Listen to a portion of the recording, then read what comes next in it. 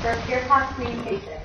As the general manager for the firm's Austin office, she has received all public relations departments and has played an integral part in helping the office grow since 2006. A focused strategic communicator, her expertise includes communication planning, media relations, crisis communications, public affairs, marketing communications, social media, and more. Stacy has led account teams that have garnered numerous communication awards and is valued by clients for her ability to communicate complex ideas concisely and produce meaningful results. Stacy is also passionate volunteer, believing fervently that strong communities create great places to do business. Currently, she serves as president of the Special Chapters Council of the American Marketing Association and is a past president of the organization's Austin chapter. She is also a trusted advisor to Listed International, the world's foremost chief executive leadership organization. In addition, Stacy is the director of Leadership Austin, past president of Leadership Austin's Merge Program, and chair-elect of the American Red Cross Central. Stacy earned a bachelor's degree in public relations from the University of Texas at Austin and speaks regularly about public relations, marketing, social media, and community involvement. Let's welcome her. Thank you very much. I'm very excited to be here. I'd like to start by thanking you guys. This is awesome. How very cool, and what a clever idea, and I love it. Thank you very much. That is fantastic. What I am talking about today is mastering the pitch. And I use the term talking loosely because I'm going to give a short presentation about tips for mastering the pitch, and then I'm going to ask for a couple of volunteers to do the classes. And first, I would love a volunteer if I could have one that wouldn't mind advancing my slides. I kind of get a chair. If you could only do that, I would appreciate that. I love Prezi, but it doesn't work without. That's the only downside. You guys use Prezi? Anybody here use that for this? Use Prezi? It's very cool. It's basically like putting together a presentation on a whiteboard instead of the very linear PowerPoint. So if you haven't checked it out and you're looking for technology, it's a little bit different. So, you go to the first slide, and you just there you go. When we think about pitching, this is the image that comes to mind a lot, and I think for a lot of people. That slick, give you my pitch, and slick talking, smooth talking kind of person. The reason I bring that up is because that makes me really uncomfortable. That is not me. That I don't consider that a way that I communicate. I don't have a lot of respect for that sort of perception. And I thought that meant that I would not be good at pitching, that I needed to hire somebody like this, or I needed to work for somebody like this. And that's not true. This guy doesn't do very well. He pitches a lot, which is why he makes enough sales on that car lot to make enough money to do that, but he doesn't pitch very effectively. And I think there's a better way to do that. I'm going to talk about what some of those are. If you're pitching well, in my opinion, you are elevating your credibility. You are not jeopardizing it. That's this guy does. So that's what my presentation is going to be about today. It's not about how to talk in a slick way and how to deceive your audience and make your saying something important. It's really about how to connect with the audience. That's really kind of my goal. So if you go to the next slide. A couple of things we're going to talk about specifically.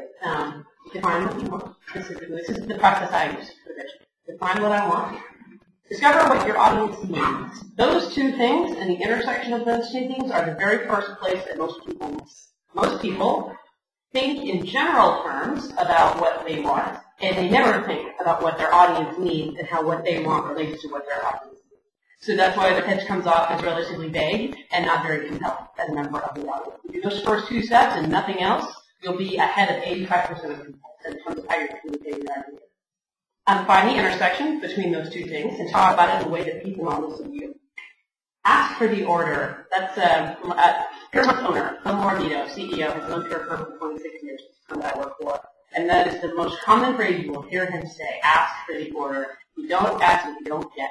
And we'll talk about what that means. And then set the terms for a response. So making sure that once you've done all the good things, that you're getting the response that you want from the audience. So I'd like you to, as I'm talking about this, I'd like you to think about your pitch. And obviously you all have a pitch coming up, so I'm going to assume that you've got one in your head, a pitch you need to give. Something about whatever your business is that you're going to pitch, the organization that you're a part of, or even encourage you, if you're about to graduate and you're looking for a job, pitching for that interview, that job interview is a pitch. and thinking about what that is. So I would want to be simply think about definition of market something a little bit more to you. And as you think about that pitch, I'd like you to ask, what is your goal? Who are you pitching and what is it that you want from them? And if your answer is support, buy-in, agreement, those are all good things, but they don't really mean a lot. And if I am your audience member and I'm the person you want support from, what does that mean? I support you. You want to sell something, I support you. So does that mean I'm going to think happy thoughts while you sell something? I'm going to like you on a Facebook page? I am going to, put a testimonial out there, or I'm going to give you $1 million to fund your business. Support could mean all of those things. So think in very specific terms about what it is that you want and how you're going to get it. And be clear. It's very important to be clear. Never underestimate your audience and misunderstand. The thing that you hear so often, the negative way to think about that is you got to dumb it down. You got to speak at a third grade level. Yeah, that's what you always hear. And the perception that's put out there is your audience is stupid, so you need to speak like they're stupid. The opposite is true. It is much easier for me to get up here and spew information at you about how to connect to your audience, and here's the psychology of that, and here's the 3 technologies that you need, and I'm just going to put a bunch of information at you and make you figure out what's important and important. That's really lazy, and that's really not expected of me as a presenter. I need to be the one to do the hard work to figure out what am I really trying to say and communicate that in a concise and effective way. So I've never dumb anything down. I clarify things, and I communicate them in a way that makes my audience care about what I'm saying, and a way that makes it easy for them to come to us. Have you gotten your pitch to that point? Is your audience interested all the way through the pitch? And at the end of it, are they ready to say yes? And what are they saying yes to? That's a good way to figure out if you've gotten to the right level of specificity. So, the art of listening. Everybody thinks about pitching as being something that is very one way. I am pitching to you. And you guys aren't speaking to me right now, right? So this feels like a one-way communication. But it's not. If I've done anything well about pitching to you that I think the information I'm presenting here is valuable, and that I think you should listen to it, and that I hope that you benefit from it, and that you make some money on it in the future. That's my goal today. That's my pitch. And if I've done it well, I started by listening. And the first thing that I did started by listening is Lindsay and I talked. But tell me about your audience. Who's coming to this? How many people are going to be there? What's their background? Did they hear this last time I invited them? What do you think they're interested in? Do you think they want something more interactive or something that's more educational? What level are they? Do they already have a business? Are they looking at doing a business? How are they involved? First thing I did was listen. Because if I got up here and gave this presentation to you guys in the exact same way that I gave it to the Association for Women in Communication, which is the first reason that I created this presentation, you would all be sitting. You would all be sitting here staring, typing, cell phoning, looking around. Even if you're a very nice, pleasant person and you can be like me and pretend that you're listening, but actually be cell phoning right here because you're so bored with the content. Because I wouldn't listen to my audience. So if you're getting a good pitch, you're starting by listening. And sometimes you don't have the luxury of doing that right in interaction, right? Like, what I would love to do is have a conversation with each one to find out what is it that interests your guys' topic. What do you want to know about pitching? What are your goals for running that? So that I can provide information that's directly relevant to that. I don't have that luxury in this forum. And you're going to have a lot of places where you don't have the luxury of having that. But there are other ways to listen. So if you're getting ready for your competition, how can you listen? Do you know who the judges are? If you know who the judges are, you can research their background. And you can find out, oh, this person started that company. This person's a specialist in that. This person comes from this background. So when I sprinkle in an example, I'm going to use an example that's relevant to that industry. Or I'm going to assume that because they come from this company, I think they're really interested in this particular part of what I have to say. So I'm going to customize my presentation to what I can assume about what they want to do. And sometimes that's all you have. When I walk into a new business pitch, I'm usually walking with blind. The really smart prospects know they should sit down with an agency before they do that, and they should have a really frank and open conversation about what they want to accomplish. And that pitch meeting is going to be a lot more valuable. Most organizations don't have that. Those organizations have a lot of structure around how they do that. So an agency comes in and gives the dog a punch up. Here's why we're so fantastic. Here's why we have 1 million locations all over the world and 1 billion very smart people and why you want to work with us. So you have to discern a lot from other sources. You have to get good at being investigative about, I can go pull that company media coverage and find out what they have. And I can find the gaps in it and say, why don't you have more coverage here? Why do you have so much coverage about this? Is it something you really care about? I bet we can make that coverage better. So you can still listen to them and actually actively listen. Couple of tips. keep on the listening slide for just a moment. That's okay. Thank you. Listening is very hard. It sounds like something that's very but our attention span on average is about 90 seconds. That's probably why you have a 90-second pitch. It's because that's about how long someone can pay consistent attention to what it is that you're doing. Before the mind drifts, really it's less, not that long as your mind's drifting to other things, but when you can really focus on something, it's about 90 seconds. So, if I need to focus for an hour and a half on something that's happening, I'm having an interaction with a prospect, and I need them to know I'm listening to everything that they're saying, and I need to actually hear what it is they're saying. Sometimes it takes some time to do that. I have a couple of executives. I get questions all the time while I'm listening to somebody. When they're talking and spurring a thought, that's a good thing, right? They're engaging in a conversation. And sometimes I get so focused on remembering that fantastic question I was going to ask them that's going to make me sound so smart that I did not hear the second half of what they told me. And then I asked that question and I sound like a moron because they told me something that answered the question already and I didn't hear it because I was so focused on remembering the question. So I solved that by writing the question in margin. And I use shorthand. I put a little Q, colon, and I write one word that reminds me of whatever that question was so that I can continue to focus on what they're saying. And when they finish that thought, I can glance back at my note and find out if that's still relevant and if I still want to ask that question.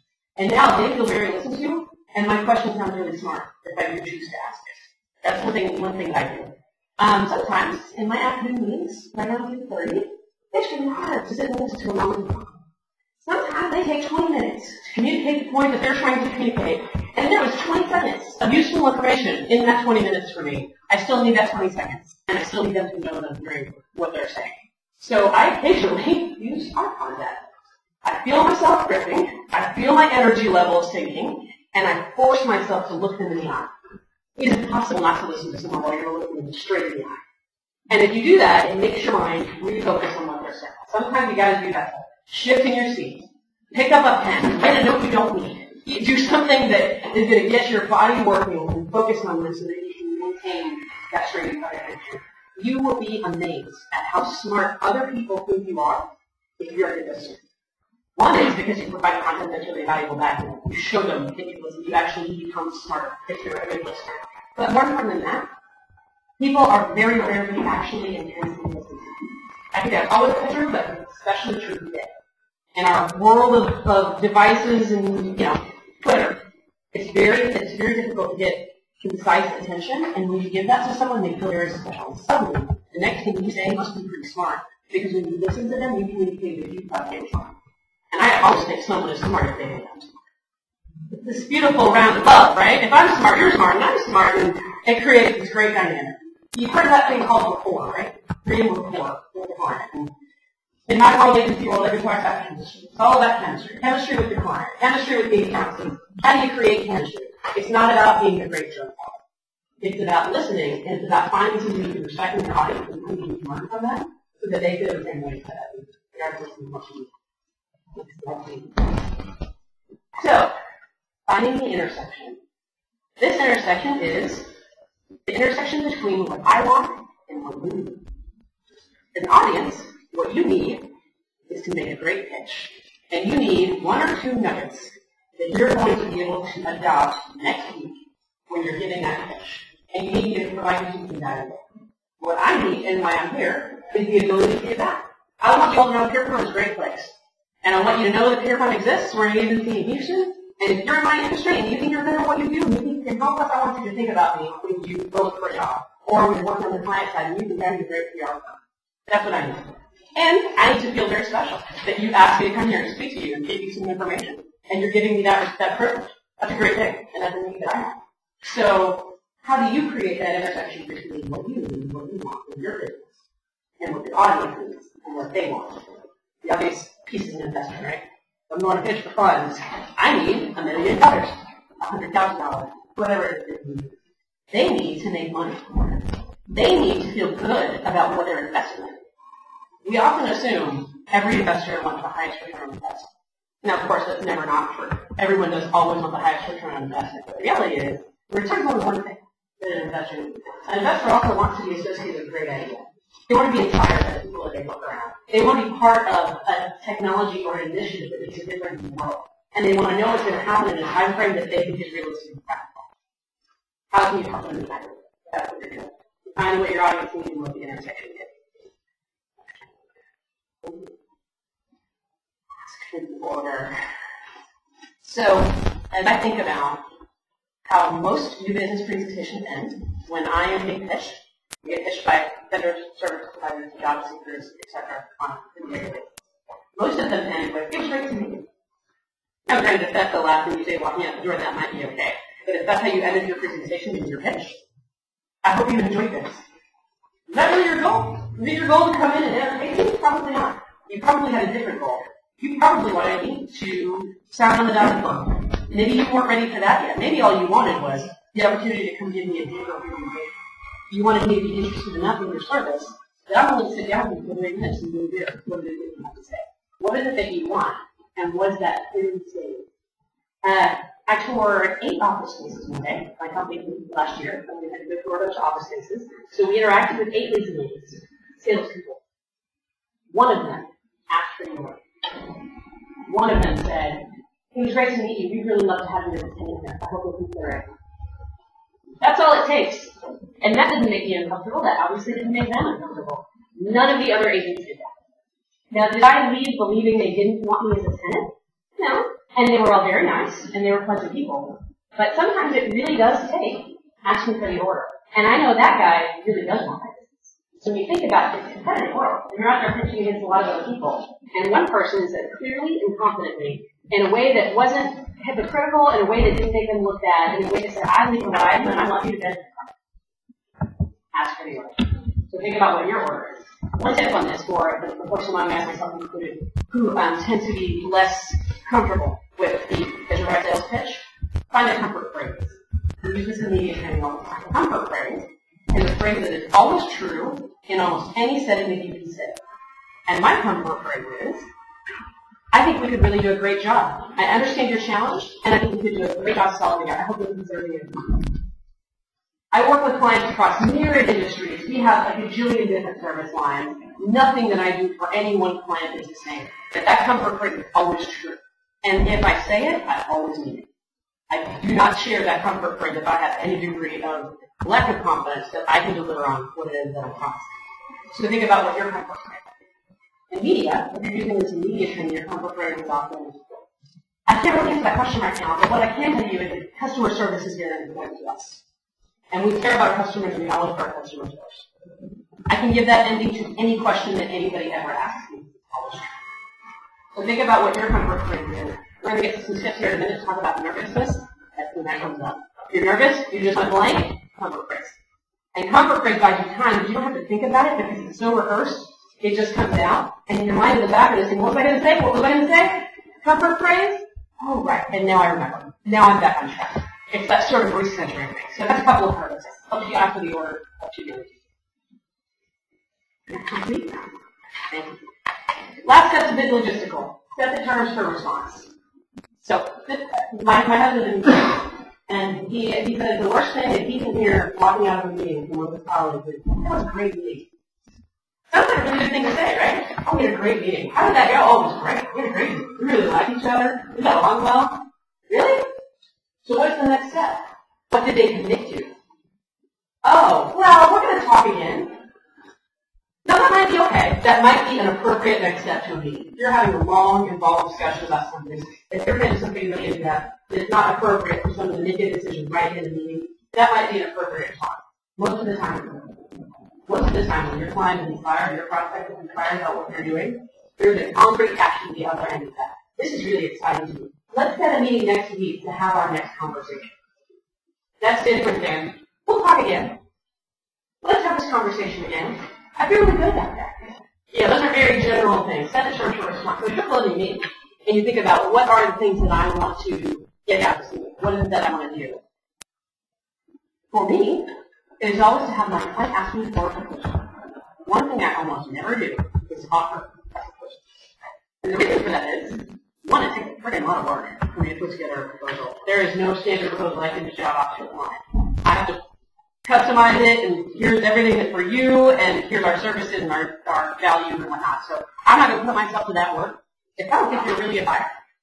So if I haven't offered you a compelling enough case to have you ask me for a proposal at the end of our meeting, then we probably don't have a love connection. You know, and that's how I think about it. I use that word love connection all the time.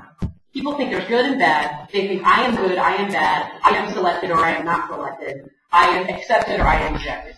That is not my view of the world. My view of the world is there are some love connections. And those work, and they work really well, and those are really positive relationships, and there are other places where we don't go there. And better off to figure that out at the beginning before I waste a lot of time and effort in putting together a proposal and having a bad meeting, or engaging and having you sign on the dotted line, and 3 months later we discover it doesn't work that well. So letting the chemistry percolate and discovering when the chemistry isn't a fit, and let's do that. Let's not have that conversation later. So if the chemistry is a fit, you're eager to work with me. So this morning, I was in a new business meeting this morning. I have a client who's looking at doing some research on their customers, and they want to have us help do some in-depth interviews for their customers. I had a meeting with their marketing manager, who was the person that initially contacted me, and then they had a meeting, I had an addition to the person of the company. That's who needs to be. Here's where they're sitting. Interesting, I don't want to get too far into tactics, but I made sure if I had a team member with me, they would not report me. That team member would have been on the other side of the table. It's not us and them. It's a conversation we're all a team. Stuff like that is, you can think about that kind of stuff, about how you can position those sorts of things. But at the end of it, we had this long conversation. And I offered a lot of opinions, I offered a lot of advice about what value I thought would gain from in-depth interviews with their customers, how I've done that for other clients, and how it's benefited those other clients, and what framing they should use to make the decision about whether or not they should do this. Something that's really common in my industry is I'm pitching to people who don't do what I do. They don't have any background in public relations. I didn't know public relations existed before it was my profession. So I am used to understanding that no one knows what I do by the way. So I must go in and explain why I would want to do what I'm doing in their world. So I spend a lot of time talking about that. Here's the benefits of that. When I've had other clients do this, here's how that's worked out for them. Not, you should do this. Here's the benefit you get. When other clients have done this, here's how that's worked out. And now they're asking me if I can help do that for them. Think how much more powerful you feel as a customer asking someone to help you with something versus accepting what I said I thought you needed. This person who has spent 15 minutes on your company website when you've been working with your company for 17 years. And I think I'm going to come in and tell you what you should do. That's pretty arrogant perspective to have. I don't do that. I walk in and I say, here's what you told me in your results. Here's how we helped address those things with other clients. Is that something you would find valuable? Yes. Yes, I would find that valuable. Okay. What do you think a good next step is? That's how I ask for the order. What do you think is a good next step? But I don't know why I walk out of the meeting and say it was a great meeting. What do you think is a good next step? Now you get to decide. As a prospect, you have the power to decide what I, as a service provider, am going to do. Well, you know, I'd love to put together a proposal. Okay, we can do that. When would you like that proposal? Can I get it tomorrow? Sorry, I can't do it by tomorrow because that takes a lot of work, and all of our proposals are present, and I want to make sure I get you the right team. Is it okay if I get your proposal by next Wednesday? Yeah, that's fine. I could have said, hey, how about I get your proposal by next Wednesday? I'm not responsive. I'm not speedy. I don't care about your business, and I'm trying to push you into a decision you don't want. But when you set the terms, and I explain why things are working out, and how you benefit from waiting until next Wednesday for that proposal instead of getting it tomorrow, now you feel good about that interaction. And it still fits within what you need. And if you said, I got to have it tomorrow, what if I work? I would say, well, I could have said, I'll figure out a way to do it, and yes, I will do that for you. Or, there's not a love connection. There's no reason you need this by tomorrow. You're going to do what I call an ASAP client. I need everything ASAP, ASAP, ASAP, just because I need it ASAP. Just because that's how I like to have things. Not a new client for me. I want a client who's methodical, who plans well, who understands how to work. That's how clients benefit the most from my service. It's something I know. That means I leave the business on the table. I leave those ASAP clients on the table and I don't get that revenue. I'm okay with that. Think about what you're okay with. So, last one here, tips. And then think about how great you're doing. Because we're going to have a couple of volunteers after we go through these tips to give us your pitch. You're only a week away from having to do it in front of a panel of judges. Doing it in front of a group of friends with people who want to help you and make you better. Should be much better than that. So think about whether or not it's something you want to do. Go through a couple of tips. A good sign a pitch is going well is if you are listening more than you're talking. That is a great sign that this pitch is going well. If your client is seeing whoever it is that you're pitching, if they're the one talking about what it is that they want, how they think they can benefit, what they see in your service, that means they're getting it and they're engaged. If the responses are, oh, that sounds interesting. That must be very exciting for you. Not a good sign. Not a good sign. Thank you for your time. This was a great meeting. Really appreciate you taking the time. Dismissal. That's a dismissal. Yeah, so if your client is talking more than you, my average, I should talk about 15% of most pitches. Right around there. It varies, of course. Like if I've had a pre-meeting with a client and I've already come to understand a lot of their goals, and this is a second meeting for me to present my ideas about how we can help address their goals, that percentage is a little different. But if this is an initial meeting where I'm figuring out whether we should work together or not, I should really know what we're talking about. 15%. Project confidence. I'm sure I've heard this a lot. Yeah, people like to do business with people they know and like. One reason people like you is if you're confident. Projecting confidence is not puffing up. It's not being arrogant. It's not pretending like you know everything. One of the key things that I communicate with our junior-level team members is confidence is not about telling a client what to do. Confidence is about helping your client discover what they should do. It's about asking the right questions so that they discover it and knowing that you're the one who helps take them there. You're the one who asked the good question that nobody thought of that sent us in a totally different direction from what we do. That's what clients love. They don't like being told what to do. They like being helped discover what to do. All of us like that. None of us like to be told what to do. So projecting confidence is about that. So, there's some things. Stand up straight, make eye contact. Those are all things that you've heard a lot before. But there's a couple of other key techniques to that. Be that way. Project confidence is comfortable. And do things that make you comfortable. So, I am comfortable in what I'm wearing today. This is not my favorite outfit. If I were to put on the outfit that I thought was the cutest outfit in my closet that I really love to wear, it would not be this one. But there's a reason I'm wearing this outfit. Because I had a couple of client engagements today. I went to a prospect I'd never met before. Didn't know what their corporate culture was. They might have showed up in jeans and t-shirts. They might have showed up in business suits and ties. I had no idea. This is my middle of the road. It always works no matter what anybody else is wearing outfit. I also am wearing shoes that are very comfortable. These are high heels, but I could run across the parking lot in these heels if I had to. And occasionally I have had to do that to make a new business meeting. I have been running down Congress before to try to make it to a meeting so that I would not be late. Never underestimate what I have to do to be able to get there on time. But the point is, I'm not standing up for what I'm not thinking about right now, is that I keep her. And that would really distract me from what I'm saying. Attire, people go on about, you gotta wear these colors, and you gotta do these things, and have this cut of suits, and all those sorts of things. Frankly, I think none of that really matters. Attire is about eliminating distractions. I don't have on jingly earrings today. And there's a reason for that. Because I knew I was going to be giving a presentation, and I didn't want to be distracted by the jangle in my ears, nor did I want you guys to be focused on those really beautiful earrings that I have on. I prefer to have you focused on what it is, the words that are coming out of my mouth. One of those common techniques that people miss is to eliminate distractions and eliminate your own type of distraction, your distraction of your audience. Something to consider. You don't have to not be you. You don't, if you are always only comfortable wearing jeans and a t-shirt and tennis shoes, and you never want a job where you have to do anything besides that, then by all means, wear jeans, a t-shirt, and tennis shoes to every interaction, and you'll find a place where that's the culture and that's where you fit in. But I would ask you, realize that you're limiting your world to this. You really want to do that. So think of that, and I would encourage you early on, maximize your world a little bit. Find where you feel comfortable. Figure out what feels good, and then take some of those decisions about what you think you want to limit your world to. But in my mind, there are no professionals about that sort of thing. So eliminate distractions in your dress so you can focus on what you're saying, and so your audience can focus on what you're saying. As opposed to, even when you're doing it well, that's an amazing dress. That's a great jacket. Yeah, I love that suit. Did I really want that to be the lasting memory of the interaction that I had with this person, that I had a great taste in jackets? That's not what I want people to hear.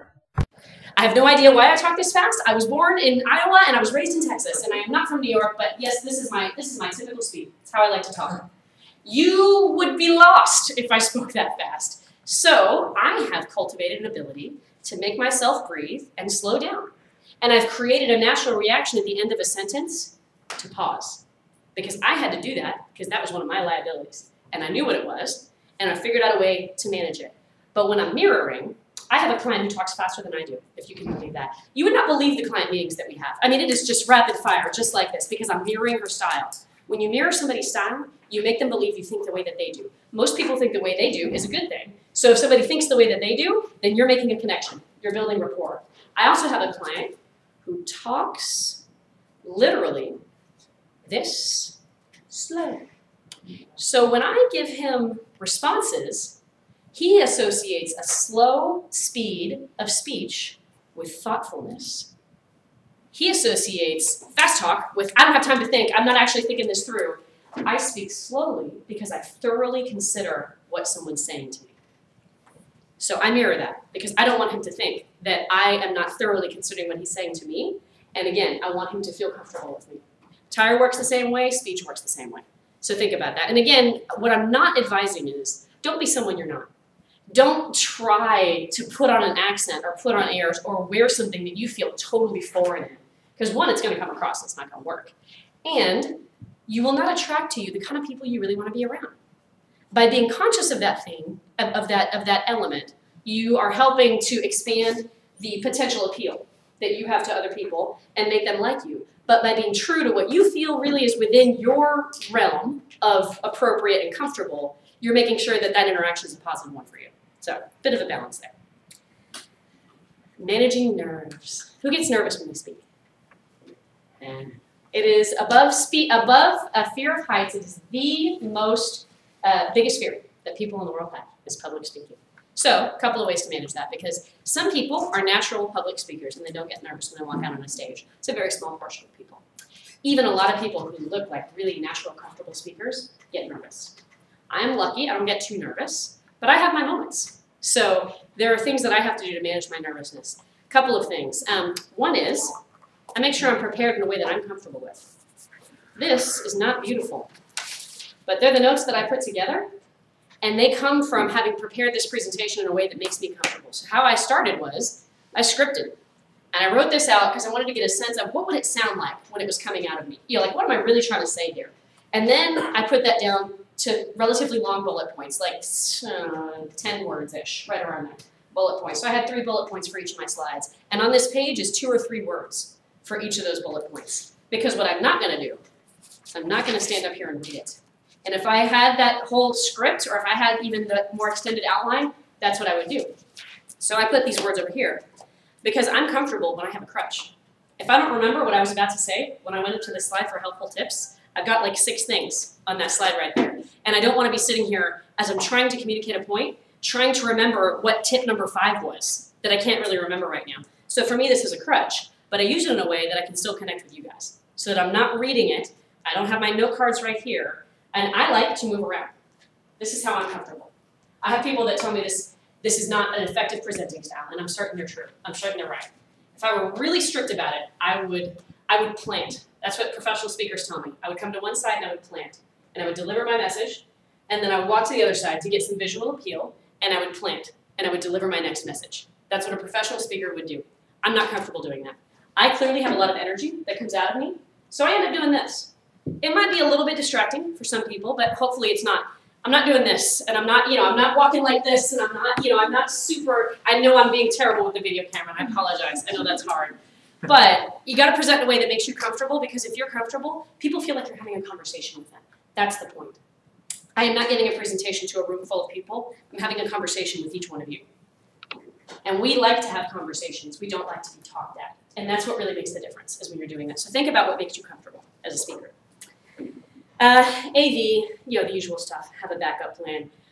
I was ready to walk into this room without a Prezi, without notes, without anything, and just talk to you, to be able to have a conversation with that. Be ready for everything to fail, and make sure that you have those backup plans. Lindsay and I were talking, and I have a client who's an event planner, which she wants to do, and this client told me she has 4 backup plans for everything that she does. Now, when you're a professional, apparently this is what you do.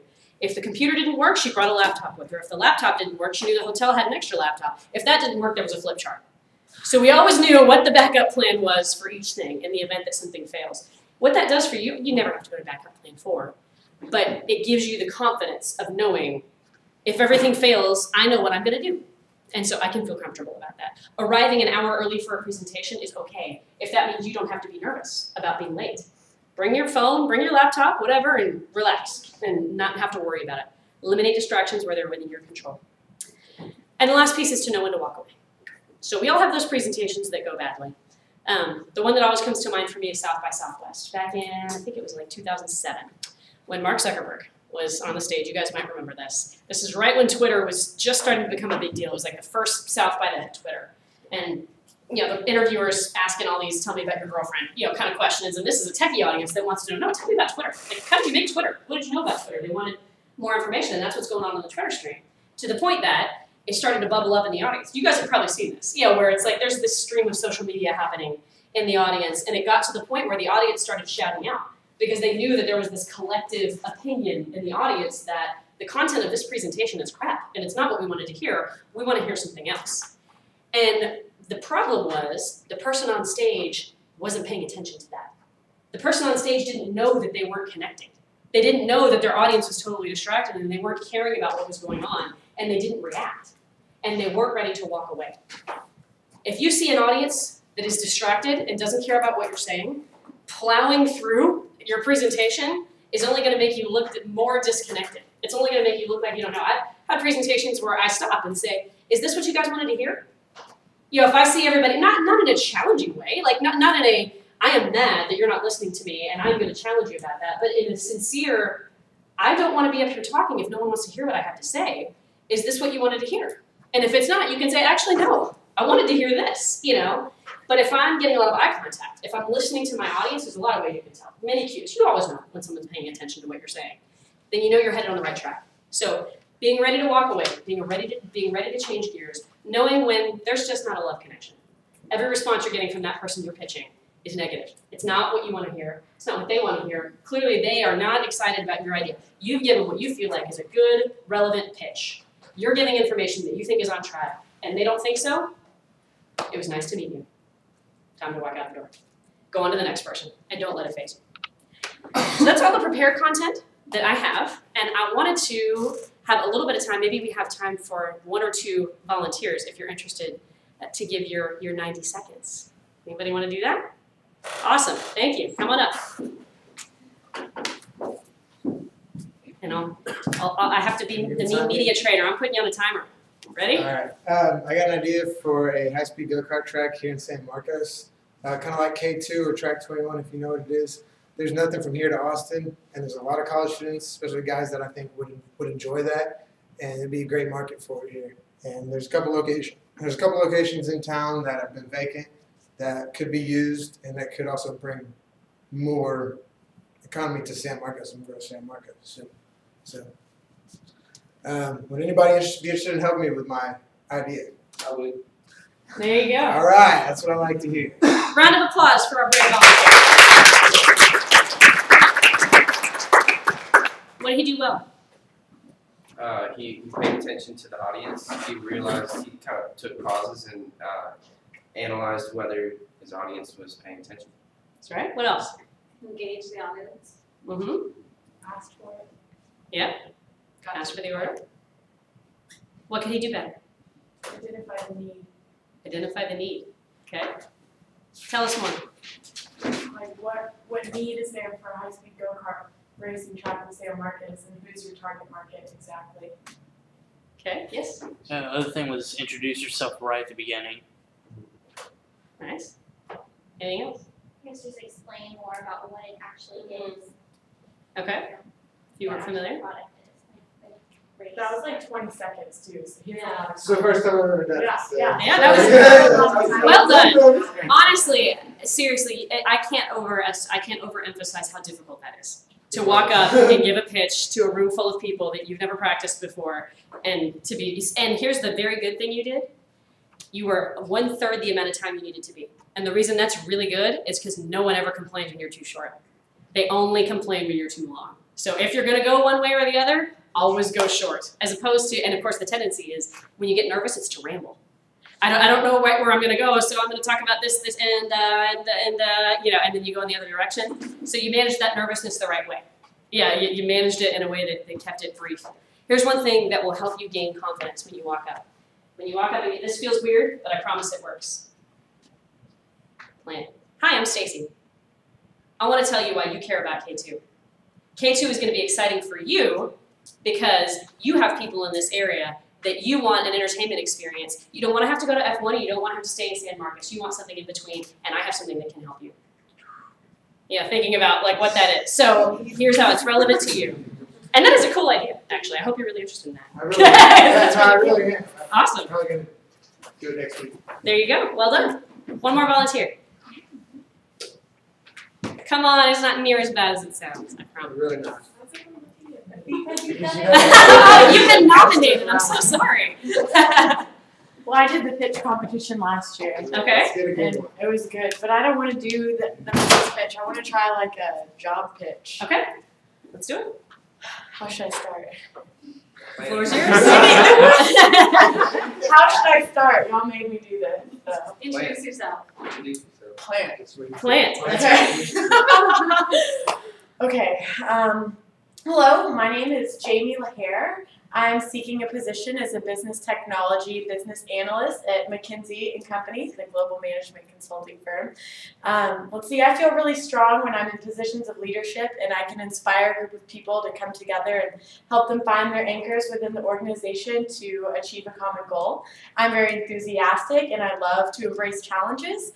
I do have past experience in sales and customer relations, and I think I'd be a very good fit here at McKinsey & Company. I hope you consider me for the position. Well done. What should you know? Thanks. Good introduction of herself. Mm-hmm. Confident shows. Very confident. Yes, She knows her assets. that's right. That's right. Showed her experience. Thought she shifted around just a little too much up there. Yeah.